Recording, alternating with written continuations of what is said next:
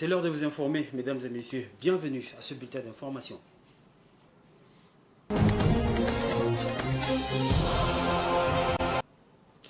Clap de fin pour le dépôt des dossiers de candidature pour la présidentielle de décembre 2023 à la CENI depuis ce dimanche 8 octobre.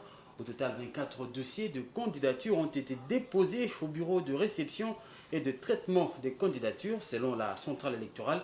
La liste provisoire des candidats sera dévoilée le 19 octobre et celle définitive sera rendue publique le 18 novembre après les contentieux à la Cour constitutionnelle. Au dernier jour de l'opération de dépôt de candidature pour la présidentielle de 2023, plusieurs prétendants à la magistrature suprême ont défilé au siège national de la CENI pour déposer leur dossier. En dernière minute, il y avait entre autres Floribert Anzuluni, Seth Kikouni, Délice Sanga, qui lui ne jure que pour le changement de régime et pense que l'opposition ne peut gagner ces élections sans avoir désigné un candidat unique qui est pour lui une validation de la fraude. Suivez-le avec ces images de nos amis de 7 sur 7.cd. Il faut arrêter avec cette idée qui est en fait une propagande. Faire croire que pour pouvoir obtenir le changement dans un sortant a montré ses limites, son incapacité. Il faut arrêter avec cette idée qui est en fait une propagande. Faire croire que pour pouvoir obtenir le changement dans notre pays, parce que je me bats pour qu'on puisse avoir un nouveau président de la République, parce que le président sortant a montré ses limites, son incapacité à redresser ce pays, des promesses non tenues, à hypothéquer l'indépendance nationale et notre souveraineté. Et c'est un pouvoir qui est basé sur le mensonge d'État. On ne peut pas se permettre de continuer avec le régime et le président Tshisekedi pour les raisons suivantes. Voilà quelqu'un qui vous a promis de rétablir la sécurité, l'indépendance de ce pays. Nous nous retrouvons avec une indépendance jamais aussi compromise qu'aujourd'hui. C'est le pouvoir qui promet aux Congolais de leur permettre de voyager sur des avions parce qu'on a baissé le prix des billets, mais en bout de course, ce sont les avions qui disparaissent. C'est le pouvoir qui, dans un mensonge, dit « nous allons faire la gratuité de la scolarité », mais il a tué l'école. Nous sommes là aujourd'hui pour dire « stop ». Le mensonge, la crédibilité dont il pense avoir restauré dans ce pays n'existe que dans son camp et dans sa tête, et que quand vous vous promenez dans le Congo et que vous faites le tour du monde, le Congo est aujourd'hui un pays isolé, un pays en détresse qui mérite d'avoir des dirigeants compétents avec une vision forte pour le redresser. Ça, c'est une chose. La deuxième, considérer que face à un tel pouvoir, il faut un seul candidat pour le battre, c'est en fait alimenter le moteur de la fraude, où on veut faire croire aux gens que la présence de plusieurs candidats signifie que la fraude est validée.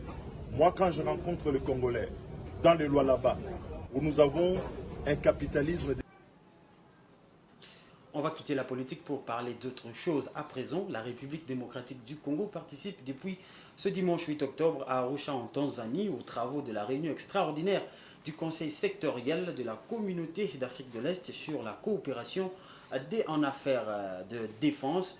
Kinshasa est représenté par son vice-premier ministre, ministre de la Défense nationale, Jean-Pierre Bemba. Nous reviendrons sur ces travaux dans nos prochaines sessions d'information.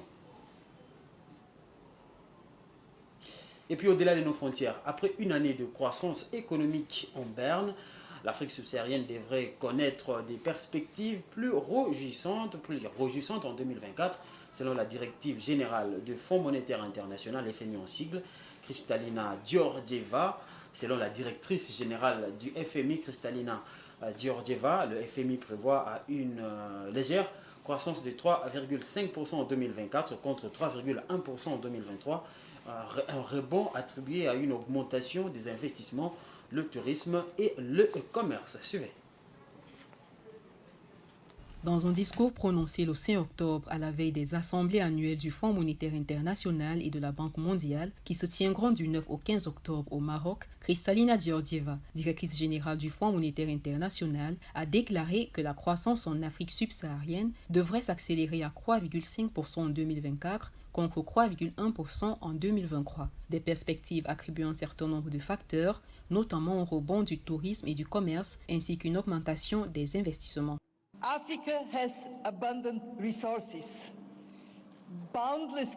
L'Afrique dispose de ressources abondantes, d'une créativité et d'une énergie illimitée. Et elle abrite la population la plus jeune et celle qui connaît la croissance la plus rapide au monde. En termes simples, une économie mondiale prospère au XXIe siècle nécessite une Afrique prospère.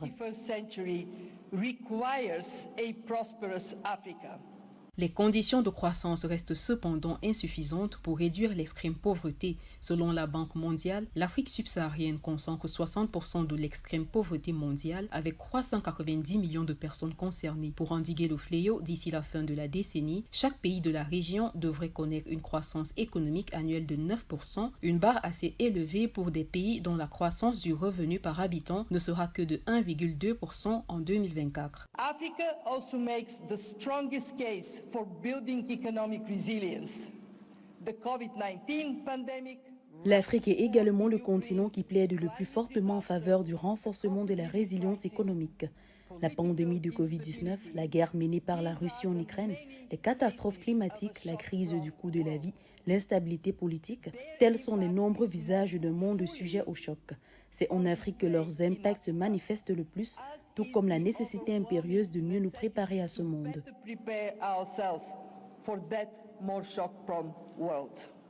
La directrice générale du FMI note toutefois que des progrès ont été réalisés dans la réforme des économies d'Afrique subsaharienne, de nombreux pays ayant pris des mesures pour améliorer leur gestion budgétaire et leur environnement des affaires. Si les perspectives pour l'année 2023 sont prometteuses, le FMI avertit que certains défis doivent encore être relevés, l'inflation et l'insécurité alimentaire.